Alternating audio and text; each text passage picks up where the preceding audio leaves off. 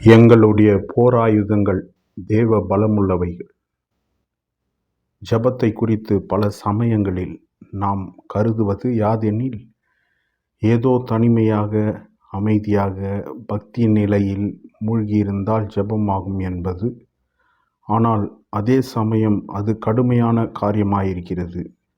பரிசுத்த பவுல் அப்போஸ்தலன் எபேசியருக்கு எழுதியும்போது அந்த அந்தகார லோகாதிபதிகளோடும் பொல்லாத ஆவிகளின் சேனைகளோடும் நமக்கு போராட்டம் உண்டு என்றார். ஆகவே அவைகளை எதிர்த்து நிற்க ஆயத்தமாகும்படி அவர்கள் தொடுக்கவும் எடுக்கவும் வேண்டிய பல ஆயுதங்களை குறித்து கூறுகின்றார்.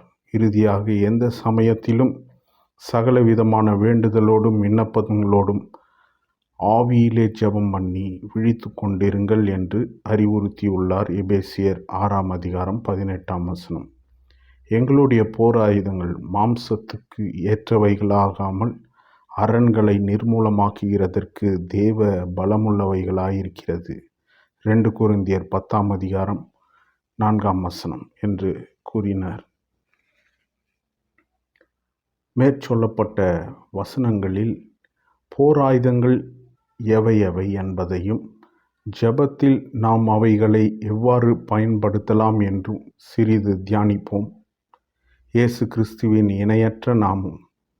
இயேசுவின் நாமத்தில் வானோர் பூதலத்தோர் பூமியின் கீழானோருடைய முழங்கால் யாவும் முடங்கும் என்று வேதம் சொல்லுகிறது. பிலிப்பியர் 2:10.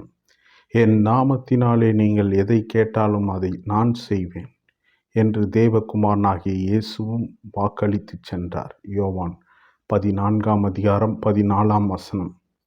அவருடைய நாமத்தின் மேல் விசுவாசம் உள்ளவர்களாய் அவரை ஏற்றுக்கொண்டவர்கள் எத்தனை பேர்களோ அத்தனை பேர்களும் தேவனுடைய பிள்ளைகளாகும்படி அவர்களுக்கு அதிகாரம் கொடுத்தார்.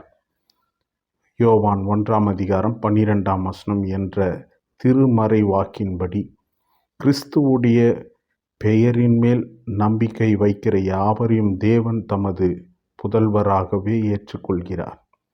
இத்தகைய விசுவாசிகளுடைய பாவங்களை மன்னிக்கிறார், அவற்றை அறவே மறைக்கிறார்.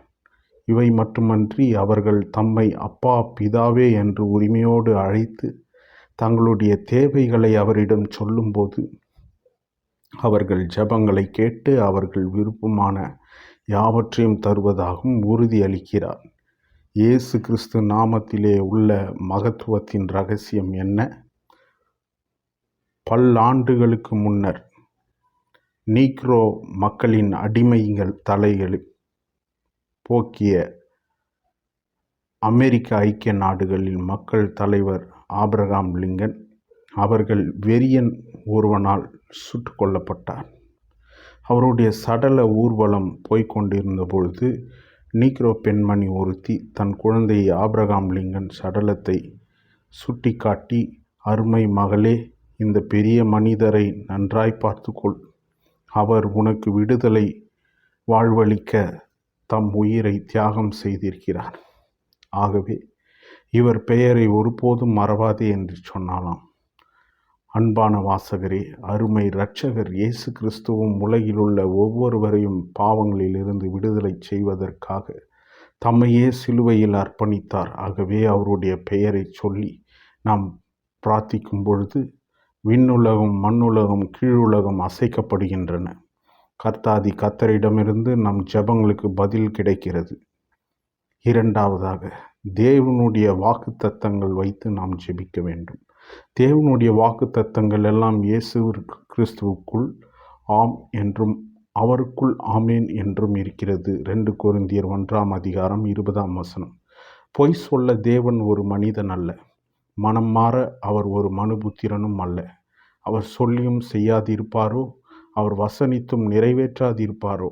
என்னாகும் 23:19. உலகிலேயே மிகப்பெரிய ஒப்பற்ற ஆயுதம் தேவனுடைய வார்த்தையாகும். அவருடைய வார்த்தை ஒருபோதும் மாறாதது. அது ஆற்றல் போன்றது. தேவன் தம் வாயிலிருந்து புறப்பட்ட வார்த்தையினாலே வானத்தையும் பூமியையும் நட்சத்திரங்களையும் அண்ட சராசரங்களையும் படைத்தார்.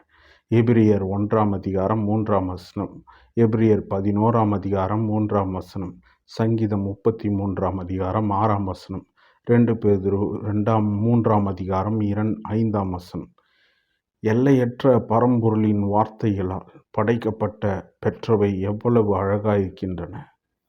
அவர் படைத்த எல்லாம் வார்த்தையால் வந்தது. பிரியமானவர்களே, அவர் சகலத்தையும் அதின் காலத்தில் நேர்த்தியாக செய்திருக்கிறார். பிரசங்கி 3:11 என்ற வேத வசனம் முற்றும் உண்மை. கடவுள் இல்லை என்ற கொள்கையனின் யூரி காகரின் என்ற ரஷ்ய விண்வெளி கப்பல் விமானியும் கூட பல காவதம் மைல் விண்ணில் பறந்து சென்று அங்கிருந்து கணக்கற்ற நட்சத்திரங்களை கண்ணுற்றபோது எத்தனை கண்ணுக்கு கினியா காட்சி, உள்ளத்தை கொள்ளை கொள்ளும் காட்சி என்று தன்னையும் அறியாமல் வியப்பு மீறி கூறினான். அவ்வாறே முதன்முறையாக விண்வெளி கப்பலில் இருந்து இறங்கி சந்திர மண்டலத்தில் காலடி வைத்த நீல் ஆம்ஸ்ட்ராங் அந்த பரவசத்தில் எத்தனை இனிய காட்சி, இறைவனின் இனிய மாட்சி என்று வியந்துரைத்தானாம். சந்திரனையும் நட்சத்திரங்களையும் இவ்வளவு அழகாய் படைத்தருளிய தேவனுடைய வார்த்தை உமக்கு அளவற்ற நன்மைகளையும் செய்யும் என்பது வெகு நிச்சயம் அல்லவா? உமக்கு பயந்தவர்களுக்கு மனுபுத்திரருக்கு முன்பாக உம்மை நம்புகிறவர்களுக்கும் நீர் உண்டு பண்ணின வைத்திருக்கிற உம்முடைய நன்மை எவ்வளவு பெரிதாயிருக்கிறது. சங்கீதம் 31:19 என்ற வேத வாக்கின்படி சந்திரனையும் நட்சத்திரங்களையும் அழகுற படைத்த தேவன் உமக்கு இணையில்லாத ஆசீர்வாதங்களை சேமித்து வைத்திருக்கிறார். அவைகள் எல்லாம் உமக்கு இலவசமாக தரப்போவதாகவும் வாக்களித்திருக்கிறாரே. ஆகவே நீர் ஜெபிக்கும் போதும் தாம் அருளப் போவதாக தேவன் பரிசுத்த வேதாகமத்தில் வாக்குத்தத்தம் பண்ணியிருக்கும் ஒவ்வொரு ஆசீர்வாதத்தையும் தைரியமாய் அவரிடம் வேண்டிக் கொள்வீராக. அப்பொழுது தாம் வாக்கருளினபடியே நாம் எல்லாம் நன்மைகளையும் உமக்கு அவர் அருள்வார். மூன்றாவதாக, பரிசுத்த ஆவியானவர் மூலியமாய் நாம் ஜெபம் பண்ணும் பொழுது கர்த்தர் நம்முடைய காரியங்களை ஆசீர்வதித்து தருகிறார். அந்தபடிய ஆவியானவரும் நமது பலவீனங்களில் நமக்கு உதவி செய்கிறார். நாம் ஏற்றபடி வேண்டிக் கொள்ள வேண்டியது என்னதென்று அறியாமல் இருக்கிறபடியால் ஆவியானவர் தாமே வாக்கு கடங்காத பெருமூச்சுகளோடு நமக்காக வேண்டுதல் செய்கிறார். ரோமர் 8:26 தேவன் நமக்கு அருளில் உள்ள பொக்கிஷங்களுள் தலைச்சிறந்த பொக்கிஷம் பரிசுத்த ஆவியானவர் ஆவார். இந்த மகத்துவமுள்ள வல்லமையும் எங்களால் உண்டாயிராமல் தேவனால் உண்டாயிருக்கிறது என்று விளங்கும்படி இந்த பொக்கிஷத்தை மண்பாடங்களில் பெற்றிருக்கிறோம். 2 கொரிந்தியர் 4:7 துயரம் நிறைந்த உள்ளத்தோடும் நாம் ஜெபத்தில் ஈடுபடுகிறோம். அப்பொழுது நாம் பரிசுத்த ஆவியாரின் நிறைவை பெற்றிருந்தால் நமக்குள்ளே வாழும் அவர் பரலோகம் நமக்காக திறக்கும்படி செய்கிறார். தன்னை சூழ பகைவர் நின்று மூர்க்கம் அடைந்து பல்லை கடித்து நீந்தித்த காலத்தும் தேவான் பரிசுத்த ஆவியினாலே நிறைந்தவனாய் வானத்தை அண்ணாந்து பார்த்து தேவனுடைய மகிமையையும் தேவனுடைய வலது பாரிசத்தில் இயேசுவானவர் நிற்கிறதையும் காணவில்லையா? அப்போஸ்தலர் 7:54 இயேசு கிறிஸ்துவின் சுவிசேஷத்தின் நிமித்தம் கைது செய்யப்பட்டு பத்மு தீவிற்கு அனுப்பப்பட்ட யோவானும் தேவ ஆவியினால் நிறைந்த பொழுது பரலோக வாசல் திறந்திட இனிய காட்சிகளை அதன் வாயிலாக காணும் பேறு பெற்றார் என்று வேதத்தில் வாசிக்கிறோம். வெளிப்படுத்தல் 1:10 வெளிப்படுத்தல் 4:1-3 வரை.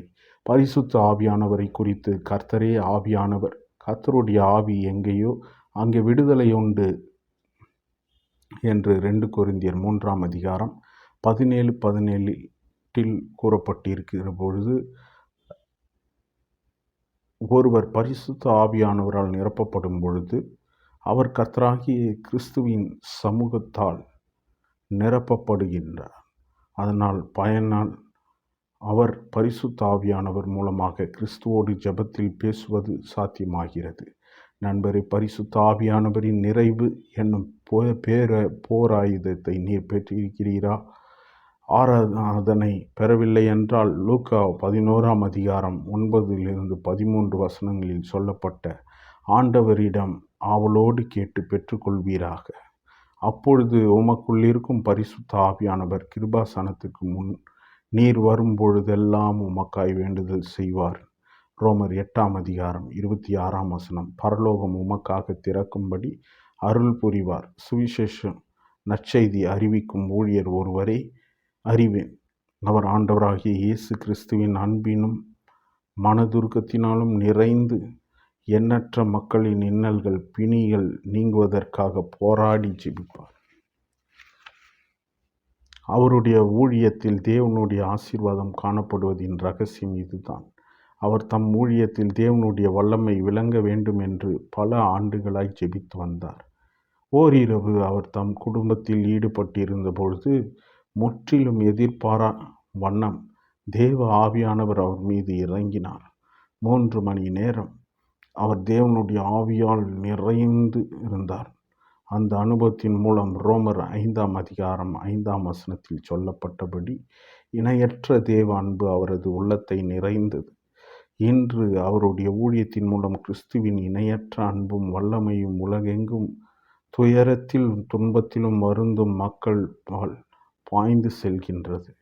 நண்பரே, இந்த 3 அருமையான ஆயுதங்கள் உம் ஜெப வாழ்விற்கு இன்றியமையாதவைகளாம். அப்பொழுது உம் ஜெப வாழ்க்கை தேவ வல்லமையும் தேவ சமூகமும் தேவ அன்பும் நிறைந்தவர்களாயிருக்கும். அன்று பவுலடியார் கூறிய கீழ்கண்ட இன்ப வாக்கும் அனுபவமாகும். எங்களுடைய போராயுதங்கள் மாம்சத்துக்கேற்றவைகளாயிராமல் அரண்களை நிர்மூலமாக்கிறதற்கு தேவ பலமுள்ளவைகளாயிருக்கிறது. 2 கொரிந்தியர் 10ஆம் அதிகாரம் 4ஆம் வசனம். எனவே பரிசுத்த ஆவியானவர் உதவியோடு நாம் ஜெபிக்க வேண்டும்.